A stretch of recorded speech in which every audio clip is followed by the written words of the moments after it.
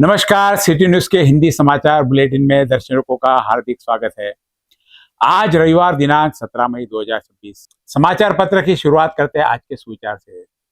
शुरुआत कहीं से भी हो सकती है, बस ऊंचे उड़ान भरने की इच्छा होनी चाहिए। आज का सुविचार आपने देखा, अब नजर डालते हैं आज के प्रमुख खबरों पर।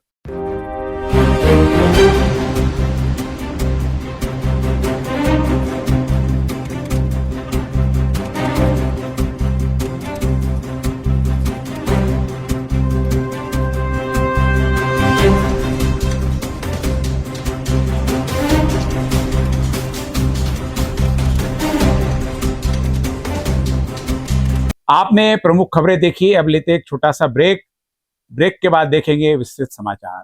शादी और ब्याह की शुरुआत आराधना साड़ी के साथ। Aaradhana wholesale shopping mall L2 Bizland complex, Nandgaon Peth, Amravati, Jawahar road, Amravati. सबसे पहले एक नजर शहर में अपराध जगत की गतिविधियों पर।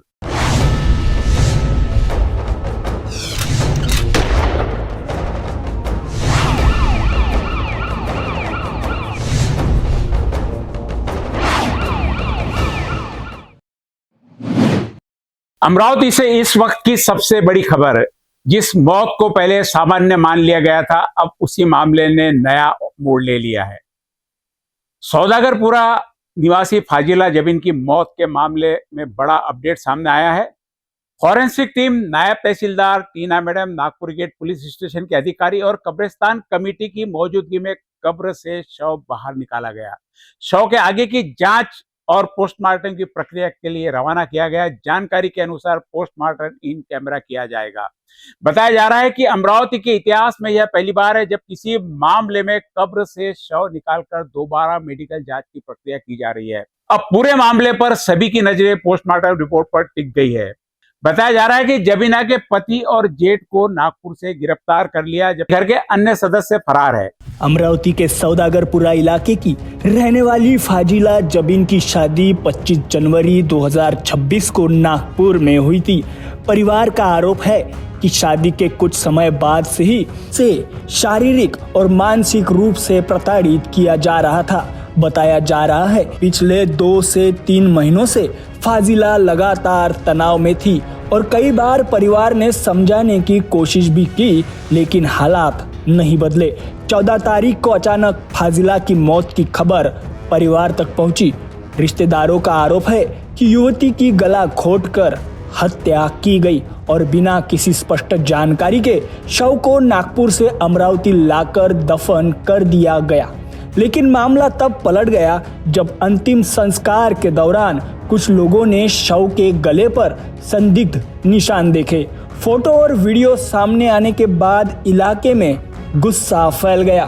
धीरे धीरे बड़ी संख्या में नागरिक, रिश्तेदार जमा होने लगे। साफ की मांग तेज हो गई। सैकड़ों लोग सीधे नागपुर गेट पुलिस स्टेशन पहुंचे, जहां निष्पक्ष जांच और पोस्टमार्टम की मांग की गई। को गंभीरता से देखते हुए पुलिस प्रशासन भी अलर्ट मोड पर नजर आया। रविवार को नायब तहसीलदार टीना मैडम की निगरानी में फॉरेंसिक टीम, डॉक्टर और प्रशासनिक अधिकारियों की मौजूदगी में कब्र से शव बाहर निकाला गया। पूरे इलाके में भारी पुलिस बंदोबस्त तैनात किया गया था। कड़ी सुरक्षा के बीच शव को पोस्टमार्टम के लिए भेजा गया। अब पूरे अमरावती की नजर इन कैमरा पोस्टमार्टम रिपोर्ट पर टिकी है, क्योंकि यही रिपोर्ट तय करेगी कि यह एक सामान्य मौत थी या फिर एक सुनियोजित हत्या।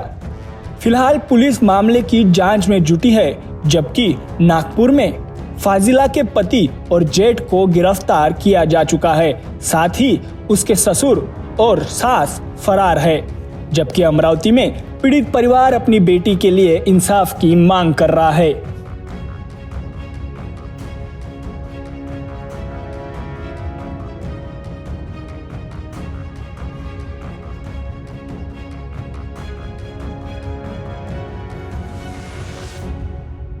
फाजिला जबीन की मौत का मामला केवल एक पारिवारिक विवाद तक सीमित नहीं रह गया, बल्कि जांच एजेंसियों की निगरानी में पहुंच चुका है। कब्र से शव निकाले जाने के बाद अब सबसे बड़ा सवाल यही, क्या पोस्टमार्टम रिपोर्ट किसी नए सच से पर्दा उठाएगी? सिटी न्यूज के लिए कैमरा टीम के साथ मैं चंदू सोजतिया। सवाल मौत का नहीं, सच सामने आने का है।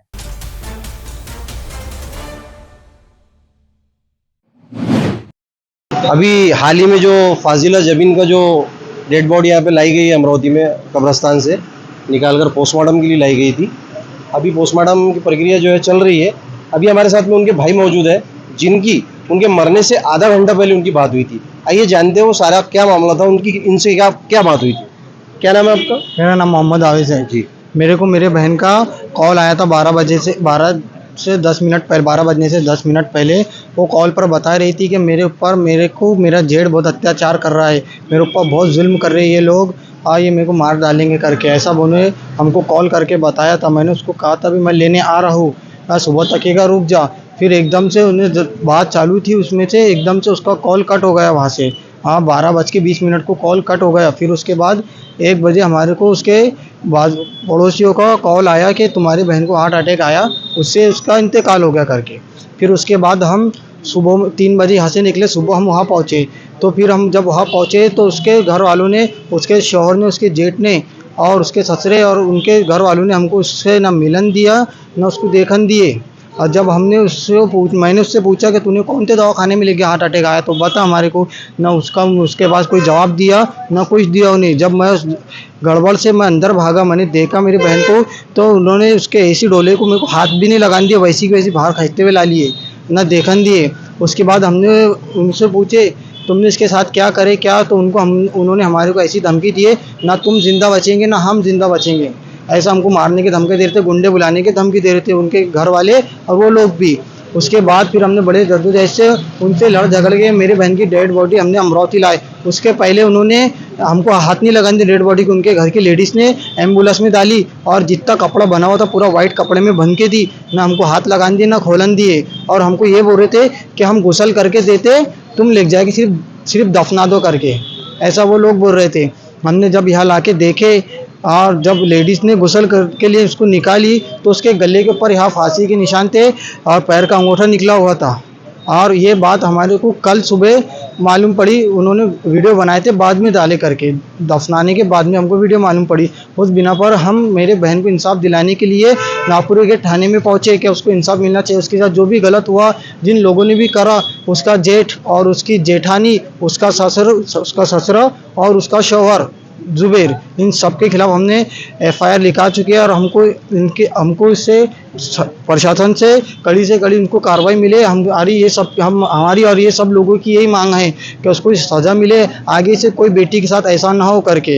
ये सबके लिए है, मेरे बहन का इंसाफ, हर वो बेटी का इंसाफ है जिसके लिए ये लोग आगे ऐसा कदम उठाएंगे। अगर उसको इंसाफ नहीं मिलेगा तो हर लोग ऐसे ही आगे बढ़ेंगे। बस मेरी एक बहन की आपकी जब आपकी बातचीत हुई फोन पे तो उन्होंने कुछ कारण बताया कि किस कारण हो रहा है? वो तो ऐसा पहले से नहीं बताया, लेकिन इससे पहले उसने कॉल करी थी तो उसका कहना था कि मेरे घर वाले मेरे को दहेज के लिए टॉर्चर करके दहेज तेरे बाप ने बहुत कम दिया करके। और इससे पहले उसने बताया था कि उसकी जेठ की बहुत गंदी नज़र है, बार बार घूरता है करके उसको, ऐसा उसने पहले हमको कॉल पर बताया था। तो कहीं ना कहीं मृतक के साथ में छेड़छाड़ हो रही थी, टॉर्चर किया जा रहा था, लेकिन कुछ गुमराह करके उन्हें डेड बॉडी दी गई है। और प्रशासन से इन्होंने गुहार लगाई है रिश्तेदारों ने कि हमारे को इंसाफ मिलना चाहिए। आगे की प्रक्रिया जो है वो चल रही है, पुलिस प्रशासन इस पे काम कर रहा है और नागपुरी गेट का भी इसमें सराहनीय काम है और DCP साहब की भी इसमें बहुत मदद है। देखते हैं पोस्टमार्टम रिपोर्ट में क्या आता है और इनके साथ में इंसाफ भी होना चाहिए और जिन्होंने कृत्य किया है उन्हें सजा भी मिलना चाहिए। कैमरा पर्सन साकिब के साथ मैं अफसर शेख, सिटी न्यूज़ अमरावती।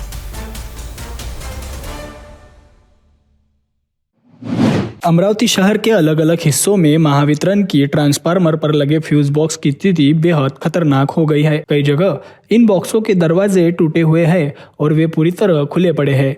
इन खुले फ्यूज बॉक्सों में हाई वोल्टेज इलेक्ट्रिक उपकरण और तार साफ दिखाई दे रहे हैं, जिससे आम नागरिकों और सड़क पर घूमने वाले जानवरों की जान को गंभीर खतरा पैदा हो गया है। खास बात यह है कि ये ट्रांसफार्मर रिहायशी इलाकों, स्कूलों, बाजारों और भीड़भाड़ वाले क्षेत्रों में लगाए गए हैं। ऐसे में जरा सी लापरवाही भी बड़े हादसे का कारण बन सकती है। बरसात का मौसम करीब है, ऐसे में यह स्थिति और भी ज्यादा खतरनाक हो गई है। पानी के संपर्क में आने पर झटका लगने का खतरा कई गुना बढ़ जाता है। नागरिकों का आरोप है कि कई बार शिकायत देने के बावजूद महावितरण द्वारा कोई ठोस कार्रवाई या मरम्मत नहीं की गई। महावितरण हमेशा सुरक्षा के बड़े बड़े दावे करता है, लेकिन जमीनी हकीकत इन दावों को झुठला रही है। अब लोगों का गुस्सा साफ है। सवाल यही है, क्या कोई बड़ा हादसा होने के बाद ही प्रशासन जागेगा? नागरिकों ने चेतावनी दी है कि इन खुले फ्यूज बॉक्सों की तुरंत मरम्मत की जाए, नहीं तो किसी भी दुर्घटना की पूरी तरह जिम्मेदारी महावितरण की होगी।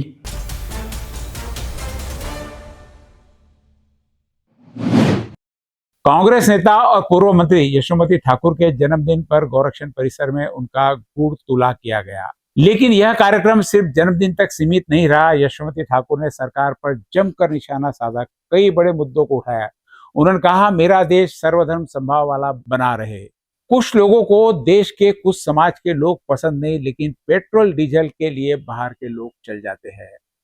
ऐसा नहीं होना चाहिए, देश एकजुट रहना चाहिए। इतना ही नहीं, पेट्रोल डीजल संकट को लेकर भी उन्होंने केंद्र सरकार और प्रधानमंत्री को सीधे जिम्मेदार ठहराया। आखिर क्या कहा यशोमती ने, आइए सुनते हैं। खरं हे सगळ्यांचं प्रेम आहे। मी काय आज आमदार नाही आहे, नाही काही कोणत्या पदावर आहे, पण सगळे प्रेम करणारी मंडळी जी आहे ते गुळतुला आणि गोरक्षण या ठिकाणी होत असतं दरवर्षी, आणि आपण गोमातेला गुळचं इथे प्रसाद त्यांचा आपण घेत असतो आणि त्यांनाही त्या ठिकाणी अर्पण करत असतो। आता प्रार्थना एवढीच केली की माझा देश चांगला राहो, सर्वधर्म समभाव राहो। काही लोकांना देशातले लोक चालत नाही, पण पेट्रोलसाठी बाहेरचे लोक चालतात, काही समाजाचे जातीचे चालतात। हे असं व्हायला नको।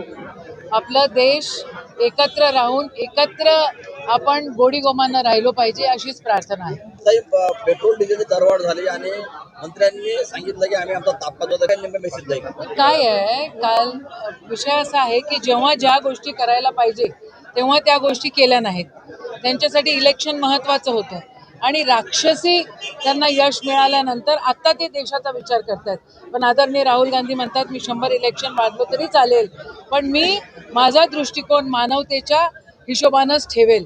तर आपण दिसतोय की आज आपल्याला जे 18 दिवसाचं फक्त डिझेल पेट्रोल आपल्या देशात राहिलेलं आहे, या सगळ्या गोष्टीला कारणीभूत आत्ताचं सरकार आणि आत्ताचे पंतप्रधान आहेत। अपराधी जे पकडले गेले त्या 9 पैकी 5 अपराधी हे महाराष्ट्राचे आहे। महाराष्ट्राची होम मिनिस्ट्री झोपलेली आहे। त्यांना कळलं नाही काय की एवढे मोठे गोंधळ होत आहेत, आणि तरीही मुख्यमंत्री ॲरोगेंटली या सगळ्या गोष्टी माझ्याच ताब्यात राहायला पाहिजे याचा अट्टहास करतायत। त्यांनी एक तर मुख्यमंत्री व्हावं, नाही तर होम मिनिस्टर राहावं। ही एक जनतेची मागणी आहे। चिमुकल्यांवर अत्याचार होतोय, रोज दिन दहाडे त्या ठिकाणी मर्डरर्स होत आहेत, आणि नीट परीक्षा 22-23 लाख लेकरांच्या आयुष्यासोबत तुम्ही खेळताय, आणि जे जिहाद बोलतायत, आता ही पेपर फुटीमध्ये जिहाद नाही झालाय का? तो अमरावती का यह जन्मदिन का कार्यक्रम राजनीतिक चर्चाओं का बड़ा विषय बन चुका है। गुड़ तुला, भगवान से प्रार्थना और उसी मंच से सरकार पर तीखा हमला। यशोमती ठाकुर के बयान ने कई सवाल खड़े कर दिए। पेट्रोल डीजल संकट, देश की एक तरफ सरकार की नीतियों पर उठाए गए इन सवालों का जवाब अब सत्ता पक्ष कैसे देगा? और क्या इस बयान के बाद महाराष्ट्र की राजनीति में फिर बढ़ेगा टकराव? इस पूरे मामले पर आपकी क्या राय है? कमेंट करके हमें जरूर बताइए।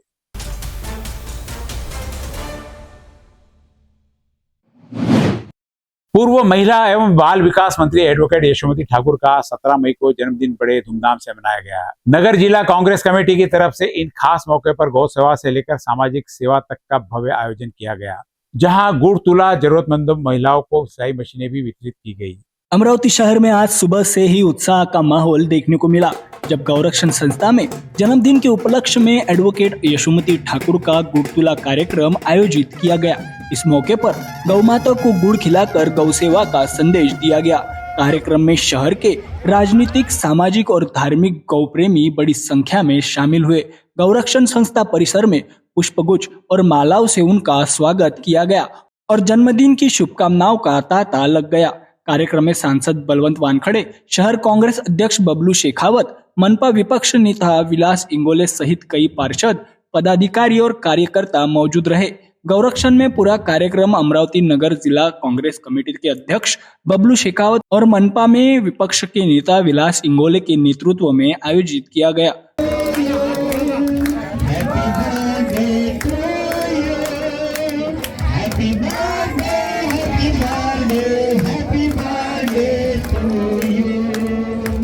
वहीं दूसरी ओर गनेडीवाल लेआउट स्थित निवास पर सुबह से ही समर्थकों और शुभचिंतकों का भारी जमावड़ा देखने को मिला, जहां सैकड़ों लोग उन्हें जन्मदिन की शुभकामनाएं देने पहुंचे, जहां दिन भर बधाइयों का सिलसिला जारी रहा।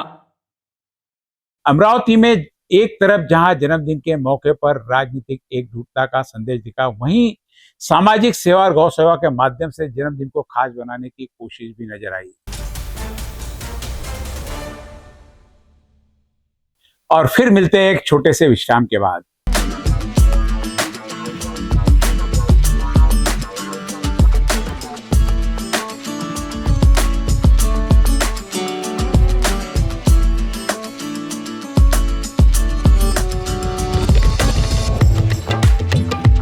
विश्राम के बाद आपका पुनः स्वागत है। अब नजर डालते हैं महाराष्ट्र की विस्तृत घटनाओं पर। अमरावती की राजनीति और विकास के नक्शे पर अब एक बड़ी घोषणा चर्चा का विषय बन चुकी है। वड़ाली तालाब परिसर बनने जा रहा है हिंदू हृदय सम्राट बाला साहब ठाकरे का भव्य स्मारक। महाराष्ट्र सरकार के मृदु एवं जल संधारण मंत्री संजय राठौड़ ने खुद वड़ाली तालाब और गार्डन परिसर का दौरा कर अधिकारियों को साफ निर्देश दिए। क्या पर्यटन सौंदर्यीकरण के विकास के नाम पर अमरावती में आखिर क्या बड़ा होने जा रहा है, देखिए ये खास रिपोर्ट। अमरावती शहर का वडाली तालाब परिसर एक समय नागरिकों की भीड़, पर्यटन और सुंदरता के लिए पहचाने जाने वाला यह इलाका कोरोना के बाद मानो शांत और वीरान हो गया था, लेकिन अब इस इलाके की तस्वीर बदलने की तैयारी शुरू हो चुकी है। महाराष्ट्र सरकार के मृदा एवं जल संधारण मंत्री संजय राठौड़ ने अमरावती दौरे के दौरान वडाली तालाब और उद्यान परिसर का निरीक्षण किया और इसी जगह प्रस्तावित वंदनीय हिंदू हृदय सम्राट बाला साहेब ठाकरे स्मारक की जमीन का भी जायजा लेते हुए अधिकारियों के साथ विस्तृत चर्चा की। निरीक्षण के दौरान मंत्री राठौड़ ने साफ कहा, यह स्मारक सिर्फ एक इमारत नहीं बल्कि अमरावती की नई पहचान बनना चाहिए। भव्य, आकर्षक और दूर से दिखाई देने वाला स्मारक तैयार करने के निर्देश दिए गए। साथ ही ऐसा डिजाइन बनाने पर जोर दिया गया जो शहर की मुख्य सड़क से भी साफ दिखाई दे। सिर्फ स्मारक ही नहीं बल्कि पूरे वडाली तालाब परिसर के सौंदर्यीकरण की भी तैयारी शुरू हो चुकी है। इलाके में आधुनिक लाइटिंग, पर्यटकों के लिए सुविधाएं, गार्डन डेवलपमेंट और पर्यटन को बढ़ावा देने वाली योजनाओं पर काम किया जाएगा। मंत्री राठौड़ ने जानकारी दी कि जल्द ही शासन स्तर पर बैठक लेकर पूरे प्रस्ताव को अंतिम रूप दिया जाएगा। साथ ही विकास कार्यों की प्रक्रिया तेजी से पूरी करने के निर्देश भी अधिकारियों को दिए गए हैं। अब बड़ा सवाल यही है, क्या वडाली तालाब परिसर अमरावती का नया केंद्र बनेगा और क्या बाला साहब ठाकरे स्मारक की नई पहचान साबित होगा? इसी पर अब पूरे अमरावती की नजर टिकी हुई है। वड़ाली तालाब परिसर में बनने वाले प्रस्तावित बाला साहब ठाकरे स्मारक से क्या अमरावती के विकास को नई दिशा मिलेगी? पर्यटन और शहर सौंदर्यीकरण का यह बड़ा प्रोजेक्ट कितनी तेजी से पूरा होगा, अब इसी पर सबकी निगाह टिकी हुई है।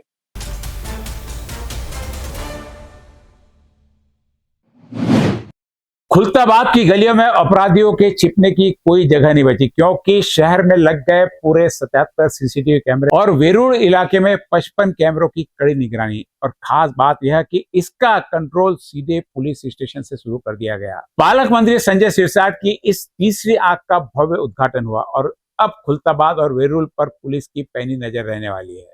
छत्रपति संभाजीनगर जिले के ऐतिहासिक और पर्यटन की दृष्टि से महत्वपूर्ण खुलताबाद शहर में अब सुरक्षा व्यवस्था को बड़ी मजबूती मिली है। जिला नियोजन समिति के फंड से खुलताबाद में 77 और विश्व प्रसिद्ध वेरूड़ क्षेत्र में 55 सीसीटीवी कैमरे लगाए गए हैं। इन कैमरों के कंट्रोल रूम का उद्घाटन पालक मंत्री संजय सिरसाट के हाथों बड़े धूमधाम से किया गया। इस अवसर पर मंत्री अतुल सावे भी प्रमुख रूप से उपस्थित थे।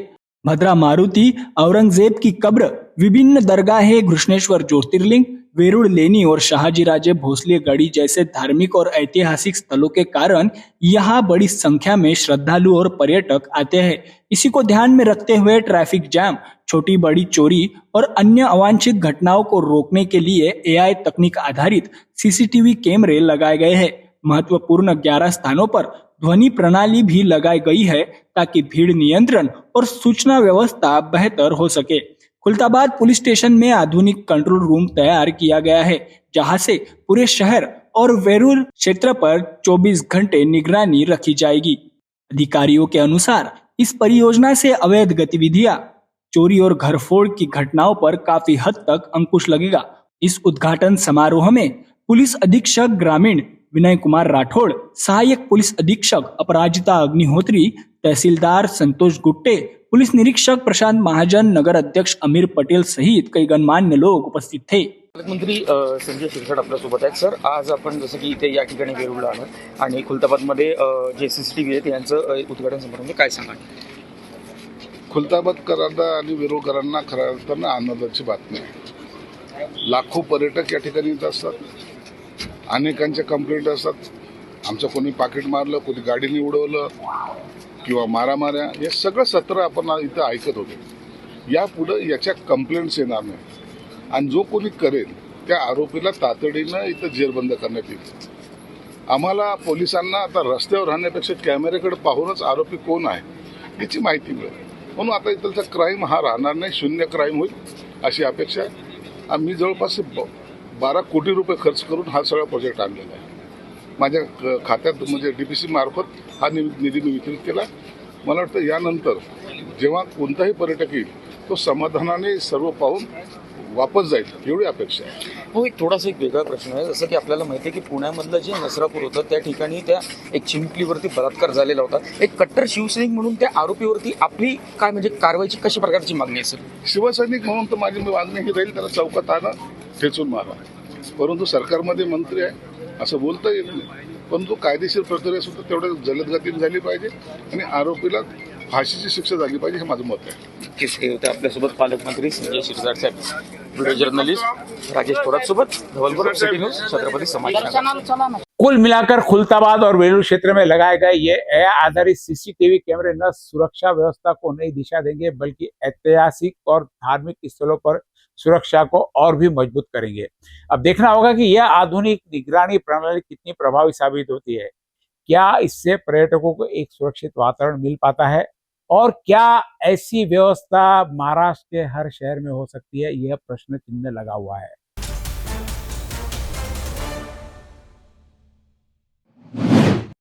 नमस्कार, सिटी न्यूज चैनल के हिंदी समाचार में आपका स्वागत है. मैं चंदू सोजेते और आप देख रहे हैं आज की खबरें. कल पालक मंत्री की अमरावती में बैठक है, उसमें मुख्य अमरावती में खरीफ सीजन की तैयारी को लेकर पालक मंत्री चंद्रशेखर बावनकुले की मौजूदगी में अहम समीक्षा बैठक आयोजित की गई थी. लेकिन इस बैठक से पहले ही एक बड़ा राजनीतिक और चर्चित हाई वोल्टेज सीन देखने को मिला, क्योंकि विधायक रवि राणा ने अपना पूरा काफिला छोड़कर सीधे साइकिल से सफर शुरू कर दिया और वो भी शासकीय विश्राम गृह से जिला कलेक्टर कार्यालय तक. प्रधानमंत्री नरेंद्र मोदी की ईंधन बचत और पर्यावरण संरक्षण के संदेश को आगे बढ़ाते हुए रवि राणा का यह अनोखा साइकिल सफर अब चर्चा का विषय बन गया है. अमरावती में खरीफ हंगाम की तैयारियों को लेकर पालक मंत्री चंद्रशेखर बावनकुले की अध्यक्षता में अहम समीक्षा बैठक आयोजित की गई थी, जिसमें प्रशासन, किसानों की स्थिति, खाद बीज आपूर्ति और बारिश की तैयारी को लेकर चर्चा हुई. लेकिन इस पूरे कार्यक्रम से पहले ही एक अलग ही नजारा देखने को मिला. विधायक रवि राणा ने अपने सामान्य वाहन और काफिले के छोड़कर साइकिल का रास्ता चुना. वे शासकीय विश्राम गृह से निकलकर सीधे अमरावती जिला कलेक्टर कार्यालय तक साइकिल से पहुंचे और इस दौरान उन्होंने ईंधन बचत और पर्यावरण संरक्षण का संदेश दिया. रवि राणा ने कहा कि प्रधानमंत्री नरेंद्र मोदी ने जो ईंधन बचत का संदेश दिया है उसे सिर्फ भाषणों में नहीं बल्कि जमीन पर भी लागू करना चाहिए. और अगर सत्ता पक्ष और विपक्ष दोनों छोटे दूरी के लिए साइकिल का इस्तेमाल करे तो पेट्रोल डीजल की बड़ी बचत हो सकती है. उनकी इस साइकिल यात्रा के बाद अब राजनीतिक गलियारों में चर्चा तेज हो गई है. कुछ लोग इसे पर्यावरण संदेश बता रहे हैं तो कुछ इसे एक राजनीतिक स्टाइल स्टेटमेंट मान रहे हैं. या ठिकाणी देशाचे पंतप्रधान मोदीजींनी जे आवाहन केलेलं आहे ज्या पद्धतीनं अमेरिका आणि इराणचं युद्ध सुरू आहे, त्या युद्धामुळं तेलाची आयात जी आहे ते कमी होत असल्यामुळं त्या ठिकाणी इराणमधून जो आज पाहिलं की तेलाचा पुरवठा होत नाही आहे, म्हणून थोडे तेलाचे भावसुद्धा वाढलेले आहे. मग यातून सर आपल्याला बाहेर पडायचं आहे या संकटातून. तर कुठे ना कुठे ज्या पद्धतीने देशाचे पंतप्रधानांनी आपल्या ताफ्यामध्ये फक्त 2च गाड्या ठेवल्या, सगळ्या गाड्या कमी केल्या. मुख्यमंत्र्यांनी आपल्या ताफ्यामधल्या गाड्या कमी केल्या, अनेक मंत्र्यांनी आपल्या ताफ्यामधल्या गाड्या कमी केल्या. चंद्रशेखरजी बावनकुळे साहेबांनी सुद्धा आपल्या ताफ्यामधल्या गाड्या कमी केल्या. प्रशासकीय अधिकाऱ्यांनी सुद्धा आपल्या ताफ्यामधल्या आपल्या कामामध्ये जेवढी गाडी लागते तेवढी यूज केली पाहिजे. आणि मला असं वाटतं की आज मी खरीप हंगामाच्या बैठकीमध्ये पालकमंत्री चंद्रशेखरजी बावनकुळे आलेले आहे, त्यांच्या मिटिंगमध्ये सुद्धा मी सायकलनी जातो. ते एक चांगला संदेश जनतेमध्ये गेला पाहिजे. जनतेच्या माध्यमातून सगळ्यांना जागरूकता आली पाहिजे. आणि जे देशाचे पंतप्रधान मोदीजींनी जे आवाहन केलं त्याचं जर पालन केलं तर नक्कीच पेट्रोल डिझेलची बचत होईल आणि त्याचा फायदा सर्वसामान्य जनतेला मिळेल, शेतकऱ्यांना मिळेल. म्हणून या ठिकाणी मी स्वतः मिटिंगमध्ये सायकलनी जातो. नागरिकांना काय आवाहन करायला आपण? नागरिकांना हेच आवाहन करेल की ज्या देशाच्या पंतप्रधानांनी आपल्या ताफ्यामधल्या गाड्या कमी केल्या, राज्याचे मुख्यमंत्री देवेंद्र फडणवीस साहेबांनी आपल्या ताफ्यामधल्या गाड्या कमी केल्या, आमचे पालकमंत्री चंद्रशेखरजी बावनकुळे यांनी आपल्या ताफ्यामधल्या गाड्या कमी केल्या, अनेक गाड्यामध्ये आपल्या इलेक्ट्रॉनिक गाड्यामध्ये फिरत आहे, अनेक आपल्या टू व्हीलरनी फिरत आहे, अनेक आपल्या गाड्याच्या ताफा कमी करून तिथे पेट्रोलची बचत करत आहे. आज मी सुद्धा या ठिकाणी सायकलवर प्रवास करून एक खरीप हंगामाच्या मीटिंगमध्ये पालकमंत्र्यांनी मी जात आहे, सायकलनी जात आहे. तर मला असं वाटतं की हा संदेश प्रत्येकाने आपल्या स्वतःपासून सुरू केली पाहिजे, आपल्या स्वतःपासून सुरुवात केली पाहिजे. त्या पद्धतीने मी माझ्यावर सुरुवात केलेली आहे आणि हा संदेश जनतेपर्यंत मी पोहोचवतो. जहां एक तरफ खरीफ हंगाम की तैयारी और किसानों के मुद्दे, तो दूसरी तरफ रवि राणा का साइकिल सफर। अमरावती में आज राजनीति और संदेश दोनों अनोखा मेल देखने को मिला है। अब यह साइकिल यात्रा सच में जागरूकता थी या राजनीतिक संदेश, यह सवाल चर्चा का विषय बना हुआ है।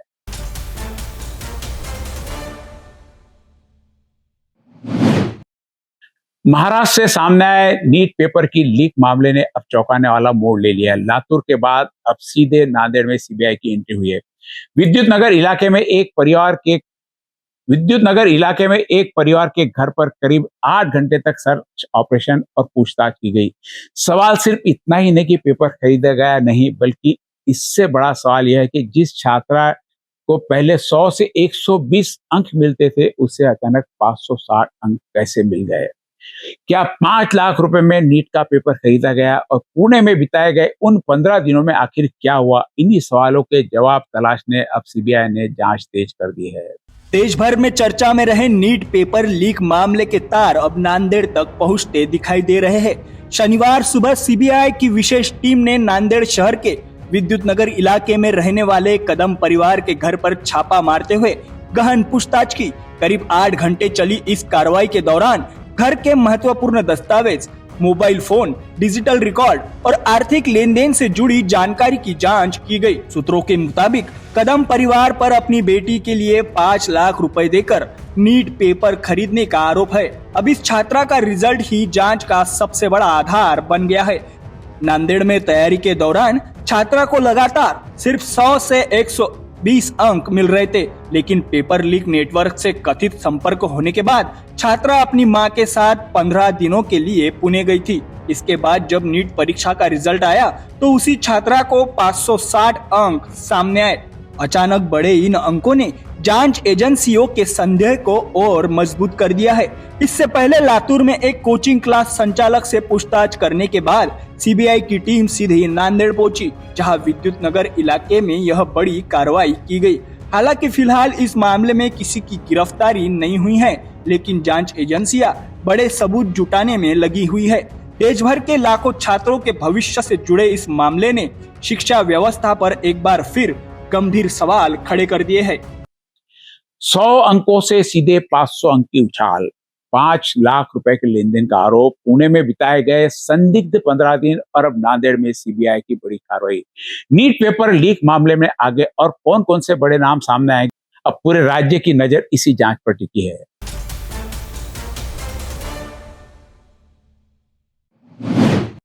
अमरावती जिले में विकास की रफ्तार बढ़ाने के अब प्रशासन एक्शन मोड में नजर आ रहा है। राजस्व मंत्री तथा जिले के पालक मंत्री चंद्रशेखर बावनकुळे ने अमरावती दौरे के दौरान जिला परिषद में बड़ी समीक्षा बैठक लेकर विकास कार्यों को तेज करने के संकेत दिए।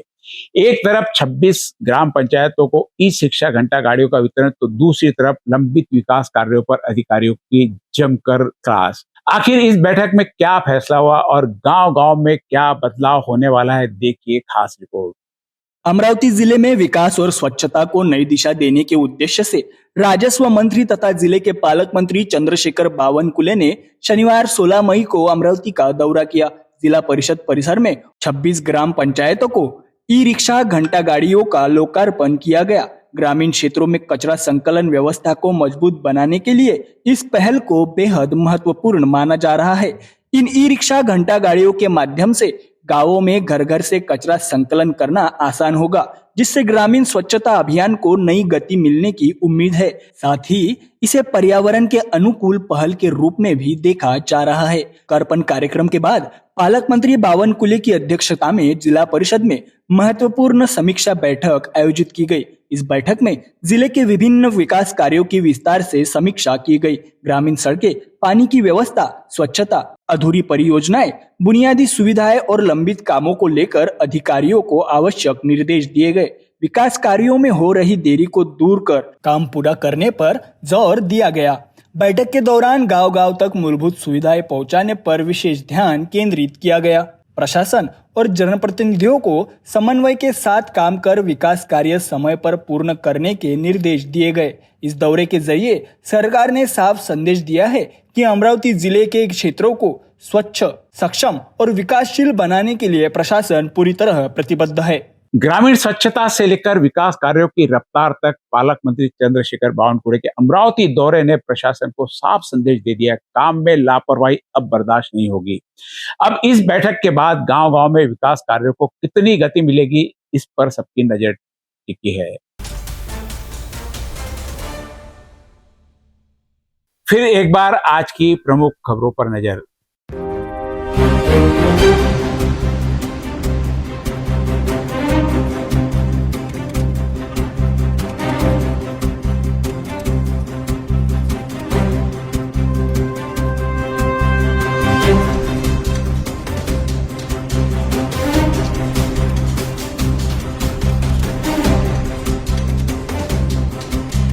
अब अमरावती जिले के बाद विदर्भ और महाराष्ट्र के दर्शक घर बैठे अपने केबल टीवी पर सिटी न्यूज खबरें देख सकते हैं। जल्द ही हम आपके और करीब पहुंचने वाले हैं। अगर आपके टीवी पर सिटी न्यूज चैनल नहीं दिख रहा है तो अपने केबल ऑपरेटर से अभी संपर्क करें। आप सिटी न्यूज को यूट्यूब, फेसबुक, इंस्टाग्राम और ट्विटर पर भी देख सकते हैं। इसके लिए हमारे सोशल मीडिया अकाउंट को सब्सक्राइब करें, फॉलो करें, लाइक करें।